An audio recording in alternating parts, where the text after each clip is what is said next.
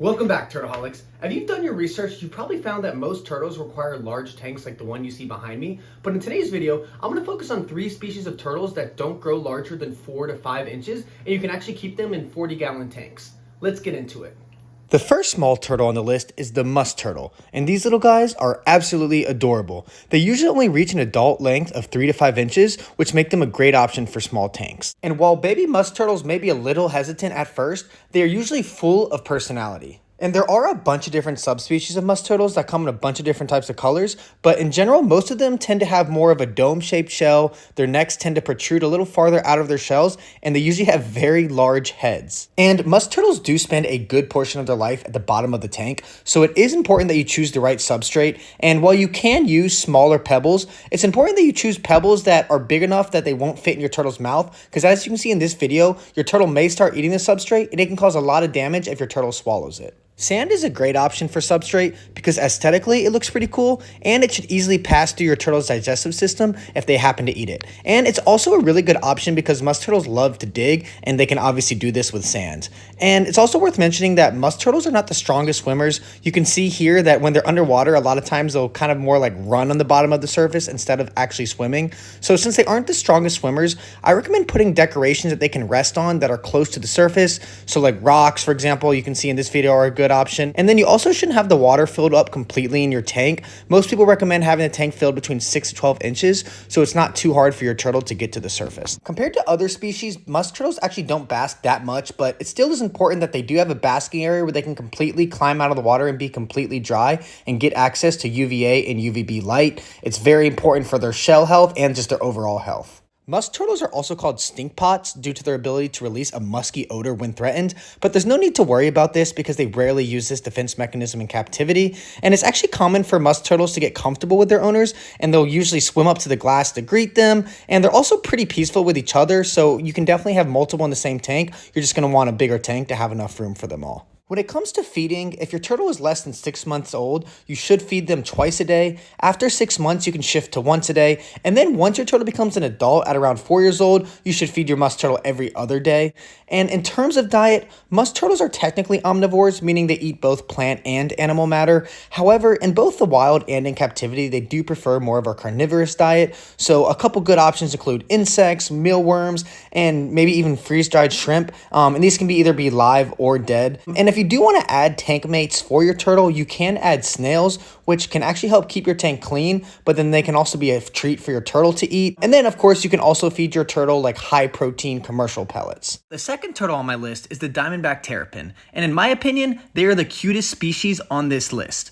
While females can get pretty large, male Diamondback Terrapins usually don't grow larger than 5 inches, making them a great option for a small 40-gallon tank. They usually have a light-colored shell with intricate diamond-shaped patterns, hence their name. Their skin is typically a light gray or white with distinctive black spots or streaks, giving them a truly unique look. And even though they might struggle a little bit as babies, their strong legs and webbed feet make them excellent swimmers. So if it's possible, with your 40-gallon tank or whatever tank you go with, try to get one that's a little bit taller since they do like to swim up and down. Diamondback Terrapins do need a basking platform, so make sure they have one and make sure they have access to UVA and UVB light. For their diet, they are mostly carnivorous. In the wild, they eat a wide range of sea animals, including snails, fish, and even small crabs.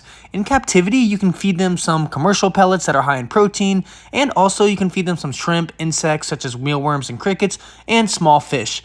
And feeding them live food is a good way to keep them active and can help bring out their natural instincts. You can also occasionally feed them leafy greens, but there is a chance that they won't like it. In terms of frequency, babies should be fed once a day. However, once they become adults, you can feed them every 2 to 3 days. For their substrate, you do have a lot of options. While some people elect to have a bare bottom like the one in this video, it's not as natural for them, so I'd advise against it. It's also preferable to have something that your turtle can dig into. Sand is a great option and similar to their environment in the wild, so that's a good choice. Other good options include large river rocks, and a Diamondback Terrapin can also have crushed coral as their substrate because their digestive system is strong enough to break down crushed coral if they happen to swallow some of it. Also, Diamondback Terrapins are known for having a lot of personality. They'll probably swim up to the glass to greet you, especially if you're about to feed them, and they are generally peaceful with each other, so you can keep multiple together in the same tank. Just make sure that the tank is big enough. Lastly, while Diamondback Terrapins are not commonly found in pet stores, it is usually pretty easy to find them available from registered breeders.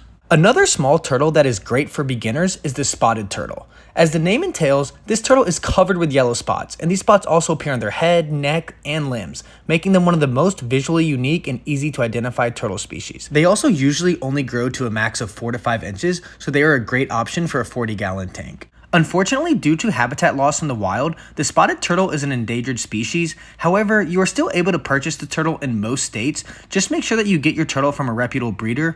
Also, due to their dwindling numbers, they tend to be a little more expensive. Similar to the musk turtle, spotted turtles are not the strongest swimmers. They tend to walk and kind of glide through the water instead of swimming. So for this reason, you shouldn't have the tank filled completely with water, maybe just 2 to 3 times the length of their shell so that it is easy for them to get to the surface for air. It's also good to have rocks or plants or basically any other decoration that your turtle can rest on in order to keep their head above the water. And just like the other species I've mentioned in this video, spotted turtles do need a basking platform, so make sure you have one with UVA and UVB light pointed towards it. Spotted turtles are also a pretty peaceful species, so you can definitely have multiple living together as long as you have a big enough tank. And if you're not able to find a big tank, tubs are also a great option for spotted turtles since they don't need as much water and it's easy to add rocks for the dry areas. Spotted turtles are omnivores with a varied diet. In the wild, they eat a mix of insects, worms, snails, and aquatic vegetation. In captivity, you can feed them high-quality commercial turtle pellets along with live or frozen or even freeze-dried foods like bloodworms, brine shrimp, and chopped earthworms. If you do want to feed your spotted turtles earthworms, I do recommend it, but it might be best to do it in a separate container because earthworms can get a little messy, especially if your turtle starts biting into them. But I guarantee that your turtle will love this. It'll really bring out their natural instincts. And if possible, I do recommend that you try to get your spotted turtle to eat some leafy greens. They might not like it as much as insects, but leafy greens do help provide a lot of essential nutrients. You should also make sure to always drop your spotted turtle's food directly in the water, as this will help them digest the food. Another cool fun fact about spotted turtles is that the number of their spots varies depending on their age. So older turtles tend to have a lot more spots, sometimes over 125 scattered across their shell and face, whereas younger turtles will have a lot fewer spots, often just 1 per scute. Also, no 2 spotted turtles have the exact same design of spots, so it can actually make it really easy to help identify them. Spotted turtles are known for being both a curious and friendly species, so it is very common for them to come up to the glass and try to observe their owner, and it's also very common for them to come up to the glass during feeding time. So there you have it. The 3 species that I talked about today, like I said, they only grow to a max 4 to 5 inches. And so they're great options if you want to keep them in a smaller tank. And they're also great options if you've never kept turtles before. Due to their smaller size, they need a smaller tank, and so there's less maintenance involved. But thank you so much for watching. Let me know down in the comments if you have any other suggestions for any types of videos you want to see. And me and Penny will see you on the next one.